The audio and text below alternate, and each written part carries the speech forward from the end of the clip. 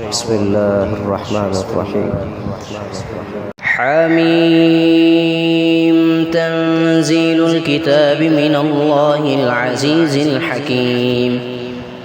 ما خلقنا السماوات والأرض وما بينهما إلا بالحق وأجل مسمى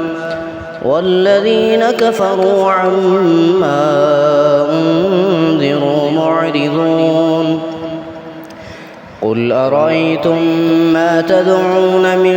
دون الله أروني ماذا خلقوا من الأرض أم لهم شرك في السماوات ائتوني بكتاب من قبل هذا أو أثارة من علم إن كنتم صادقين. ومن أضل ممن يدعو من دون الله من لا يستجيب له إلى يوم القيامة وهم عن دعائهم غافلون. وإذا حشر الناس كانوا لهم أعداء وكانوا بعبادتهم كافرين. وإذا تتلى عليهم آياتنا بينات قال الذين كفروا للحق لما جاءهم هذا سحر مبين. أم يقولون افتراه قل إن افتريته فلا تملكون لي من الله شيئا هو أعلم بما تفيضون فيه كفى به شهيدا بيني وبينكم وهو الغفور الرحيم. قل ما كنت بدعا من الرسل وما أدري ما يفعل بي ولا بكم إن أتبع إلا ما يوحى إلي وما أنا إلا نذير مبين. قل أرأيتم إن كان من عند الله وكفرتم به وشهد شاهد من بني إسرائيل على مثله فآمن واستكبرتم إن الله لا يهدي القوم الظالمين. وقال الذين كفروا للذين آمنوا لو كان خيرا ما سبقونا إليه وإذ لم يهتدوا به فسيقولون هذا إفك قديم. ومن قبله كتاب موسى إماما ورحمة وهذا كتاب مصدق لسانا عربيا لينذر الذين ظلموا وبشرى للمحسنين.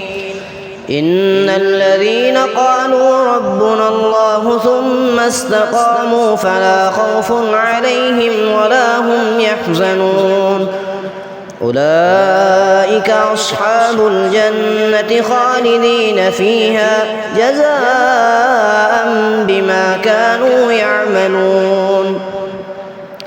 ووصينا الإنسان بوالديه إحسانا حملته أمه كرها ووضعته كرها وحمله وفصاله 30 شهرا حتى إذا بلغ أشده وبلغ 40 سنة قال رب أوزعني أن أشكر نعمتك التي أنعمت علي وعلى والدي وأن أعمل صالحا ترضاه وأصلح لي في ذريتي إني تبت إليك وإني من المسلمين. أولئك الذين نتقبل عنهم أحسن ما عملوا ونتجاوز عن سيئاتهم في أصحاب الجنة وعد الصدق الذي كانوا يوعدون. والذي قال لوالديه أف لكما أتعدانني أن أخرج وقد خلت القرون من قبلي والذي قال لوالديه أف لكما أتعدانني أن أخرج وقد خلت القرون من قبلي وهما يستغيثان الله ويلك آمن إن وعد الله حق فيقول ما هذا إلا أساطير الأولين أولئك الذين حق عليهم القول في قد خلت من قبلهم من الجن والإنس إنهم كانوا خاسرين ولكل درجات مما عملوا وليوفيهم أعمالهم وهم لا يظلمون ويوم يعرض الذين كفروا على النار أذهبتم طيباتكم في حياتكم الدنيا واستمتعتم بها فاليوم تجزون عذاب الهون بما كنتم تستكبرون في الأرض بغير الحق وبما كنتم تفسقون واذكر أخا عاد إذ أنذر قومه بالأحقاف وقد خلت النذر من بين يديه ومن خلفه ألا تعبدوا إلا الله إني أخاف عليكم عذاب يوم عظيم قالوا وجئتنا لتأفكنا عن آلهتنا فأتنا بما تعدنا إن كنت من الصادقين قال إنما العلم عند الله وأبلغكم ما أرسلت به ولكني أراكم قوما تجهلون فلما رأوه عارضا مستقبل أوديتهم قالوا هذا عارض ممطرنا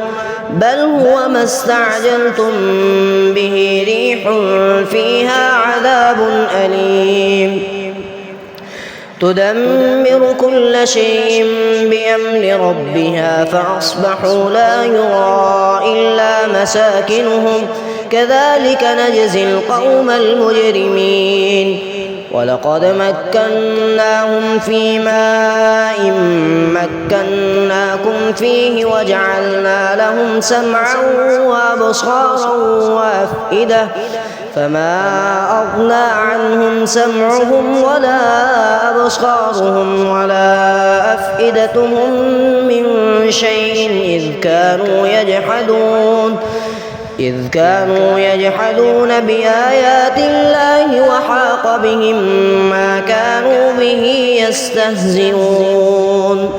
ولقد أهلكنا ما حولكم من القرى وصرفنا الآيات لعلهم يرجعون فلولا نصرهم الذين اتخذوا من دون الله قربانا آلهة بل ضلوا عنهم وذلك إفكهم وما كانوا يفترون وإذ صرفنا إليك نفرا